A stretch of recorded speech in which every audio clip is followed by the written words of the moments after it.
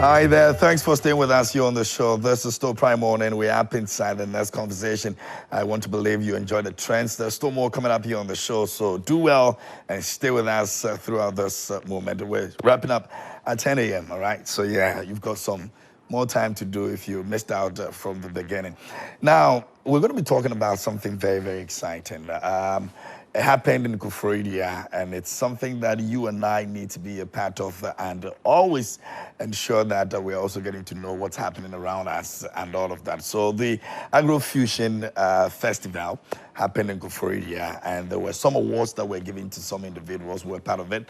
It was an innovation on its different level, and we're going to be talking to those people who were part of it. And also, we've got in the house the facilitators, let me put it that way. They're going to be sharing with us what exactly it means to be a part of this project, what it means to also, do in terms of impacting our society and the country at large. And so let me introduce my guests in the studio. I've got about 4 of them, and 3 of us are in black. The 2 others didn't get the memo. No, so no. yes. But I have one very special mother to a lot of people actually, and she's hardly seen except she's supposed to. And today we've been able to drag her here. Mama Comfort, good to see you. Good to see you too. Thanks for coming. It's a pleasure. I really was looking forward to being here today, and I'm glad I've got the opportunity to interact with you. Okay. And my producer has okay, she's going to give you trouble after this anyway, so we'll talk about that later. Mildred Akosia is also here. She's the CEO of Aquaba Fine Foods, and she's also joining us this morning as well. And we've got Abdul Razak Sylvester also joining me here on my left, Sky Farms. Great to see you, bro. Audrey Payne Forson is the Career Designs representing, also here in black. Good to see you. And of course, you already know. Mama Comfort Crown is no new person. She's the executive director Springboard, and she's joining us this morning here as well. So we're talking about AGR Fusion and the Young Innovators Awards. And like I said, the event has already happened, but it's good for us to all know what exactly happened, and we're here to know about all of that. Let's talk about it. Let's talk about the AGR Fusion. It was lit. It was lit. I mean, basically, the AGR Fusion Festival is part of the Ghana Grows program, which Springboard Roadshow Foundation is running in partnership with the MasterCard Foundation. Great. We are blessed to have other partners as well on this program, like Limehouse and Access Human Capital and Miracle Arts. And basically, before we started the Ghana Grows program, we asked ourselves the questions based on our research. And part of the findings that we got out of that research was the fact that young people were saying that, if there were something that recognized young people who are in the extended value chain for Agric and ATVET, it will serve as a motivation, to serve as an inspiration for those in that space to say, okay, well, our space is not that bad. Our space is also somewhere that we can have fulfilling and dignified work to do. And therefore, why don't we also see how we can push the boundaries, how we can be innovative in that space? Therefore, based on that background, we said part of this program, part of the Ghana Grows program, which is a mindset change program, targeting persons in the agriculture, agribusiness, and ATVET space.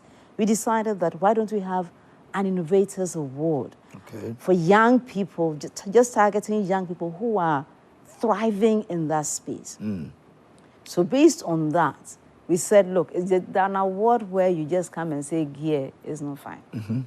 So let's expand it. Let's expand it. Let's have a summit where we talk to stakeholders.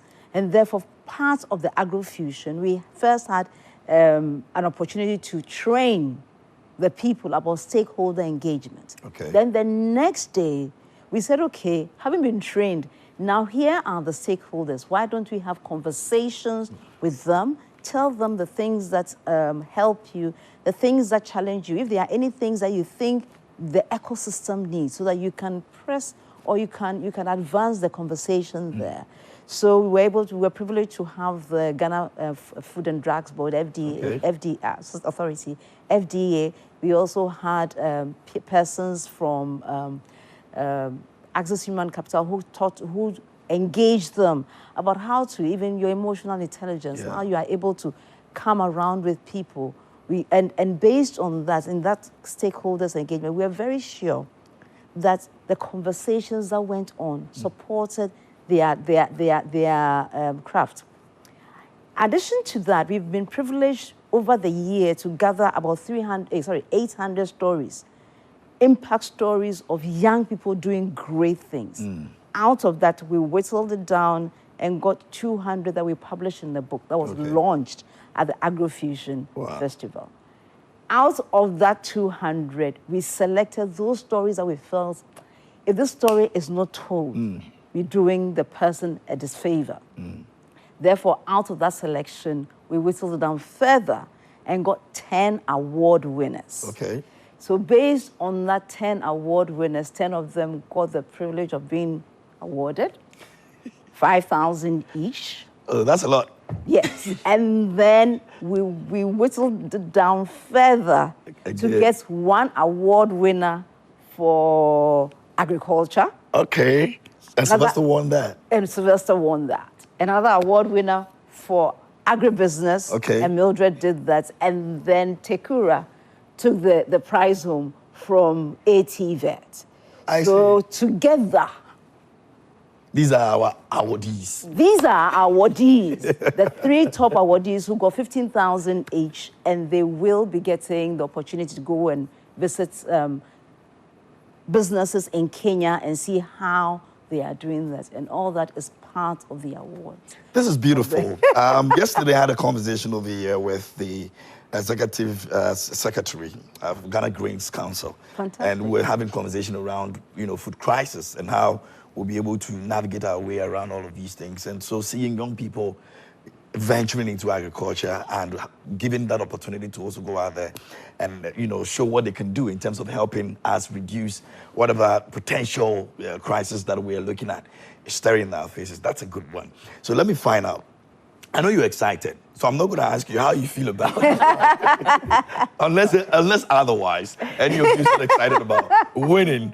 But I mean, how do you drive this from where you are right now into becoming the bigger picture that they are looking at? Because at the end of the day, it's not going to stop where you are right now. What are you doing to make sure you're able to drive it from there? Mildred, let me start. Okay, so this is Mildred from Aquaba Fine Foods. It's a woman-led agro-processing company. Awesome. And we make delicious nuts, peanuts and cashew nuts, served on flights like Delta and United Airlines. Is it? And we are changing. I think I've taken a few. I'm sure you have. Yes. I'm sure you can't miss us. we make the most delicious nuts. And for us, we want to change the narrative about Ghanaian food processing and branding and packaging. Typically, when you go to supermarkets outside, I mean, packaging it's in your face. Yeah. It's beautiful. Packaging has gone beyond, just containment of food. It does so much, branding and all that. And I think that Ghana is doing a bit with regard to food processing. However, I think that we're lacking a bit in branding and in packaging. And for us, we want to change the narrative. So we are on board to actually give a facelift to Ghanaian food packaging and branding. And if you see our products, it can sit tall on any shelf in the world internationally. I mean, we are in duty-free, Accra Duty-Free Terminal 3. We are serving on airlines, and we are serving corporate companies in their boardrooms and all that, and we are doing fantastic.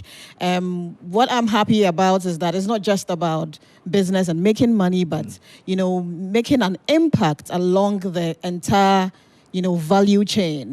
There are farmers who are waiting for orders, who are excited about their livelihoods and can put food on the table and support their families. We're excited about that head porter who is waiting for your order, who can offload and you know, load trucks and all that. I mean, we are impacting livelihoods, and we are excited about that. In our local communities, we are excited that we are picking, you know, we are into inclusivity and, you know, diversity and all that. And our factory employs about 90% women.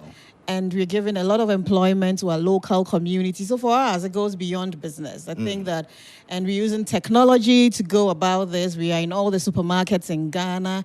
We've started making inroads into the export market. And for us, I think that, you know, our objective is to put at least one Aquaba branded product in every home in the world. And why not? It is possible. It is possible. I like that. And of course, this will be a springboard for you. To be. It is. It's already been a bit of a springboard for you to achieve all that you've summed up over here. And I'm sure that moving forward, there are greater things that we'll be doing. Sure. Let me find out from Audrey as well. Audrey, what your contribution to it? It's a bigger space out there. So my name is Audrey Forson. I should say that my sister, I know, Francisca Forson. Yeah. If I look familiar, that's why. I've seen, okay. Well. But I'm a designer. I'm a furniture designer. And she's the journalist. She's the journalist. And we're not here to talk about her, so that's empty. But I run a family business called Tiura. My mother started this business actually 24 years ago today. So we're celebrating 24 years in business, and we've been exporting and showcasing our products all over the world. We had the privilege of being featured in the Black Panther movie in 2022. And we work with artisans who are typically farmers, particularly in the eastern region, because also that's where we source our wood from. So we have an MOU, long-standing MOU with Forestry Commission to gather offcuts, what is considered as waste wood in the forest ecosystem. So we're essentially the Zoom lion of the forest ecosystem. We go and clear up the logs. But we transform them into amazing accent pieces, stools, tables, wall art, all you can think of when it comes to wood. And we're not just running a sustainable business, but we're also telling the story of the Ghanaian. We're telling the African stories. We're celebrating craftsmanship. We're bringing back indigenous ways of making furniture, and all of this adds to the sustainable brand that we're putting out there, because we're still carving wood. We're using clay in some of our paintings. So we're using very intricate but still sustainable indigenous processes to make our products. And guess what? It's as competitive as what you see in a store in Europe or America. And so it's exciting for me to be part of this to be an awardee, because innovation is something that the youth have to take seriously. Yeah. And as a young person, I'm excited that I'm on a journey, and my journey is to rewrite the narrative of Africa. I grew up in the 90s, and if you recall, it was all about, made in Ghana is bad, is this and that and that. But we've come a long way. Where Mildred is talking about packaging. I'm making furniture that tells stories about our cultural identity. He's running farms that are doing so well. So we have a responsibility in there. Yes, we're doing well. Yes, we have won awards, but the responsibility is to widen this impact. We need to reach out to more young people out there. I'm excited about working with Springboard again, because Eastern region is like my second home, because we're sourcing our raw materials from there. We're working with farmers in the local communities who can balance the half of the year with artisan work. So we're sourcing wood, we're engaging the local farmers, men and women, we're training them. Half of my artisans come from the Eastern region. So it's a wonderful collaboration happening here, because then I get to also impact the community where I take from and give back in my own way as well. I'm proud of you guys, but let me come to my brother Abdul. Abdul, how's the farms? Okay, thank you very much for the opportunity given to me. First of all, thank the God Almighty for how far God has brought me. My name is Longe Abdulrazak Sylvester, the CEO of Sly Farms. I'm from the Upper West region. And I think it's not easy to be here this morning. Where I'm coming from is my sisters are telling you, they are city girls. But I'm from a village, a typical village in West Central called Wasombo. That's where I grew up. I do everything there. But what drives me into agriculture is that, see, agriculture, many people overlook agriculture. They think that is for the layman or people who are not able to go to school or educated. So after school, I said, no, there's an opportunity there. So why not going for this opportunity? Because when I grew up, my parents were into farming. My mother was rearing and my father was a crop farmer. So I have this idea about all these things. So I said, no, let me just take the opportunity to enter into this farming. So in my tertiary level, I went and studied agriculture. So I specialized in that area. So from there, I started small farm. And when I was even in school, so I was in campus whilst doing the farm. So after school and my national service, I decided to venture fully into the farm. So I'm into crops and animals. So in the crop section, I'm into groundnut farming, maize, beans, soya beans, and sesame. That's my main crops that I'm farming. And I have minor crops that I'm doing, the yams and several things. I box everything together. And I think that the animal side, I'm doing piggery and goat there. And it's surely doing very, very well. Right. And if we look at it, from the beginning where I started, I said, no, I can't have this knowledge and keep it to myself. I have to extend my hands to the youth out there and the women around me. So I decided to form a local NGO under the farm. And this NGO is called Foundation for Rural Development. And I've been working with women across all the villages, what east, what west. That's where I'm working around. I think the farm, one of the farms is in what west currently, and one is in what east. So when I'm in West Central, I said, no, I can't be in West Central while going to this farm. So I moved fully from West Central to stay in what east because of farming. And I think that many people are watching me out there in West Central right now and Upper West region. So we have decided to bring on board the youth and the women there.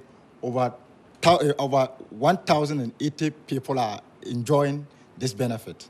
So many groups have been formed VSLA, training them how to save money.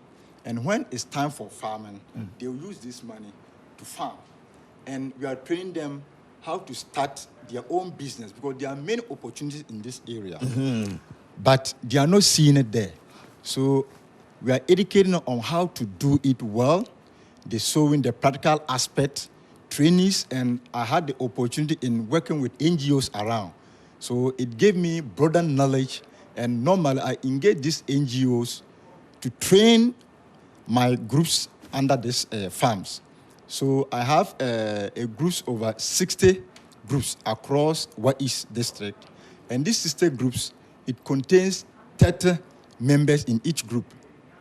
Wow. So if we take the 30 by the 60, you see the number of people who are currently benefiting from Sly Farms. And we have been organizing trainings and workshops. I've opened myself out for any other youth to come in. If you want the consultation, we are ready to do. So I'm happy that Springboard Rosso has able to locate me. I don't even know what I was doing. People are recognizing it.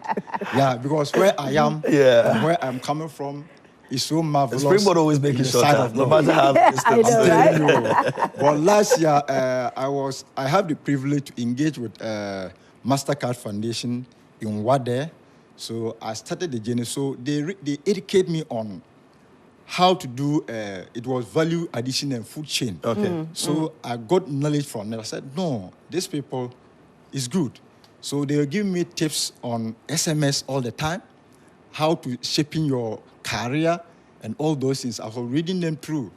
So when this overview came, people were calling me Sly.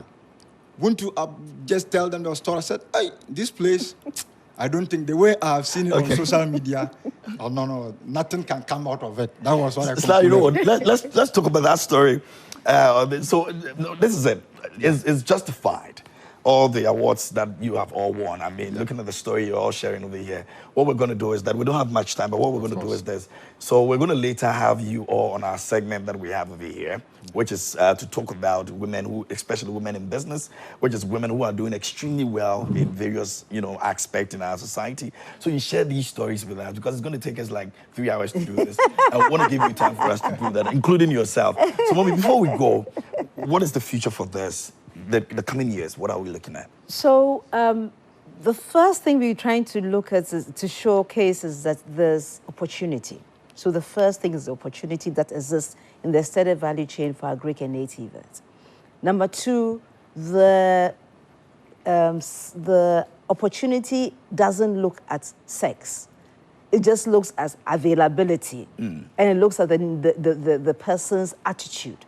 Once you are available and your skill, it doesn't matter what skill you have, honestly, because it's an extended value chain. So you can go into the production, the pre-production stage, you can go into the production, you can go into the logistics, you can go into the value addition stage, you can go into the marketing, research. It is a space for any human being who is willing to work.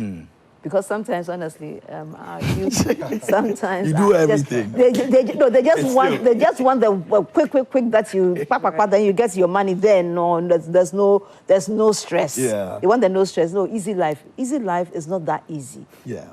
Anyway, so that's number one. Number two, we believe that the opportunity to showcase what they are doing would open new markets, new fields for them, for their businesses. And therefore, whereas maybe they were operating at level 20, we're hoping that they would, by the grace of God, get to about level 80. And once they do that, it means that we are able to have more employment because they can't reach the level 80 with the requisite number of people that they have right now. For instance, Audrey has offered to train about 100 young people who are interested in learning carpentry. She doesn't do carpentry, she does artistry with wood. That's the way I see her pieces. I see it as art in wood. So that's an opportunity for young people across. So if anybody who is interested, just call our hotline on 030-225-775. And if you do that, you are able, there's a WhatsApp line as well. You send the WhatsApp to us and we will get in touch with you and then we'll be able to link you up. So it's an opportunity for linkages as well. Yesterday, we were privileged to be in the MasterCard Foundation's office to show them the award winners. And we went with more of them, about 7 or so of them. And then when we were interacting with Rika, who is the country manager, she was like, oh, opportunities come up, sometimes from the from Africa Union and so on and so forth. So if those kind of opportunities come, here we have award winners who can now represent Ghana outside Ghana and showcase the things that we are doing here. So that is the third thing that we are looking at. So basically, it's an opportunity to showcase what is there, the opportunity to say, because there's an opportunity for you as well to be part of it. And most importantly, there's an opportunity to showcase that, indeed, Ghana, we are going somewhere. Okay, all right. It's so beautiful. I love it. But my producer tells me that you're next on our Wednesday conversation for the personality conversation. So please look forward to that as well. Ladies, thank you so much for coming. Gentlemen, thank you so much. And we're definitely going to come back to you guys again so we can have a bigger conversation of what you're doing. I say that you're all doing amazingly well, and I'm proud of you. All right?